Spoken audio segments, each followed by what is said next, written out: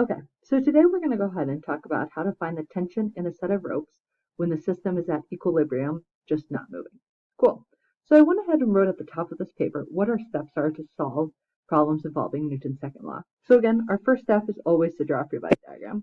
So I'm going to go ahead and look at this good old problem. I'm going to go ahead and draw my free body diagram. So we have the person right here, 82 kilogram mass. So we know there's always gravity acting on anything with mass. So force of gravity in this case is going to be 820 newtons. Okay, we have two cables. We have this cable right here, tension 1, and we have this cable right here, tension 2. And my goal for this problem is going to find the tension in each cable. So I want you to think to yourself, like, okay, do I think the tension is going to be the same, different, or is one going to be bigger? Go ahead and pause the video, think to yourself, and then check back in.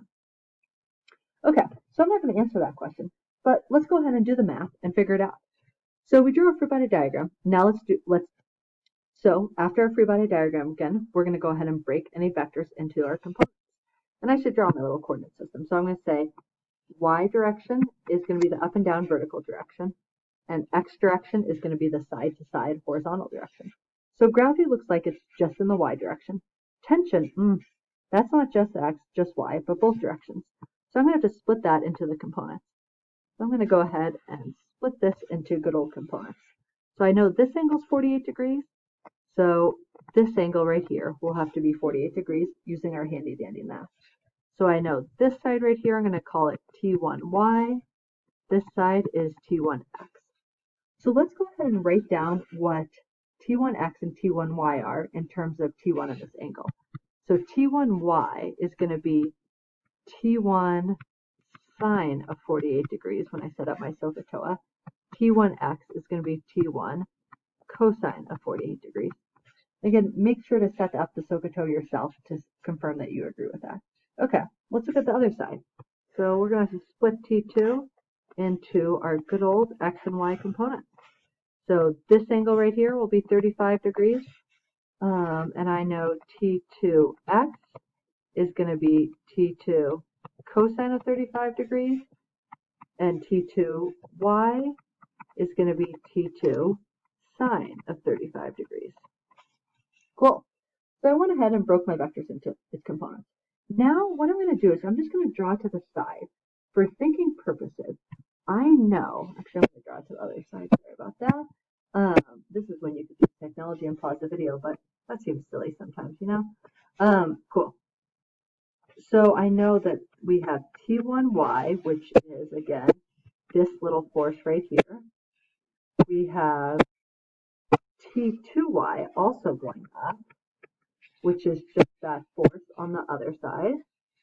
And then we have T2x pulling to the left, which again is this good old force right here. And then we have T1x pulling the opposite direction to the right.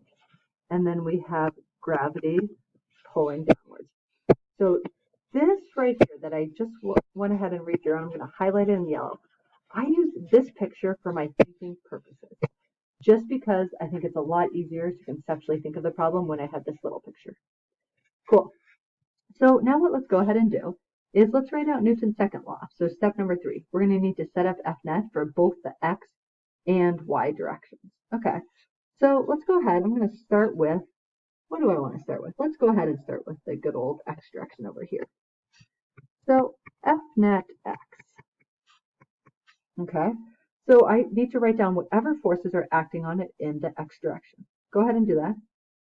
Okay, so I know Fnet x is, we have, according to this free body diagram over here, we have T1x pulling to the right, and we have T2x pulling to the left. Great. Fnet x is always mass times acceleration. And I'm going to go ahead and just plug in what I know. T1x is T1 cosine of 48. T2x is T2 cosine of 35 degrees. Okay, so we know in this case, it's not moving at all. It's in equilibrium. So what does that make the acceleration? Oh, acceleration is going to be 0. So the mass is what? 82 times acceleration is 0 equals T1 cosine of 48 minus T2 cosine of 35. Cool. So this whole side is going to be 0. Great. I'll just go ahead and leave that there, and then I'm going to come on back to it. So now let's go ahead and look at the y direction. Okay, so I'm going to go ahead and set up the y direction forces. So I know we have F net y is the sum of the forces in the y direction. So looking at our free body diagram, I know F net y, we have T2y going up, we have T1y going up, so those will both be positive, and then we have Fg going down, so that's going to be minus Fg. Cool. We know that F net y is always mass times acceleration, so our mass is 82. Should put that right above. And our acceleration, it's not moving at all, so our acceleration is good old 0.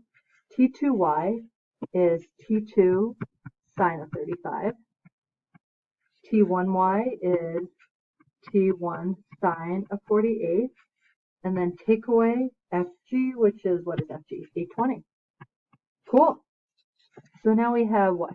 0 equals T2 sine of 35 plus T1 sine of 48 minus 820.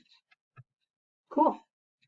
So now we have two equations and two unknowns. So what is a good strategy to use when you have this equation right here and this equation right here? A lot of different ways you could do it. My favorite way in this case is to use some good old substitution. So you can pick which equation, either x or y, that you want to solve for T1 or T2, and we can plug it back in to the other equation. So I'm going to use the x over here. So I'm going to say, I'm going to take this x right here and solve for T1 or T2. So I'm going to say we have T2, add T2 cosine of 48 to the other side equals what? Oh my goodness, I already made so many mistakes. Be very careful with these. Don't mix up. Which one is 35 and which one is 48? Cool. So this is T2 cosine of 35 equals T1 cosine of 48. Cool. I'm going to go ahead and solve for T1. So I have T2 cosine of 35 over cosine of 48 equals T1. Okay. So I'm going to go ahead and plug that in over here. Now let's do some fun old math. So we have 0 equals what? T2 sine of 35 plus T2 cosine of 35 over cosine of 48 times sine of 48, take away 820. Oh my goodness. This is a mess. Okay. Now I'm just going to start putting things in my calculator. So, and again, make sure your calculator is in degrees. So sine of 35, that is just what? And don't feel free, you can fast forward to the math. Plus, I put all this in my calculator, so cosine of 35 times sine of 48 divided by cosine of 48. I'm going to get T2 times 0.9097, take away 820. So then I get 0 equals T2 times 1.483, take away 820. So then I solve for T2 and I get T2 to be 552.8 newtons. Okay, so let me go ahead and box good old T2. Okay, so that's T2. Now if I want to solve for T1, I can just plug this T2 back into my good old equation. So I'm going to plug that in. I'm just going to solve away for my last little step. So that's what? 5 times 2 times cosine of 35 over cosine of 48 equals 677, which is T1 newtons. Awesome. Okay, so looking at this, it looks like T1 has a bigger force than T2. So they weren't the same forces. T1 was the winner. I want you to think back in your head, why is that? Why is T1 bigger? And we'll have to go ahead and discuss that in class tomorrow.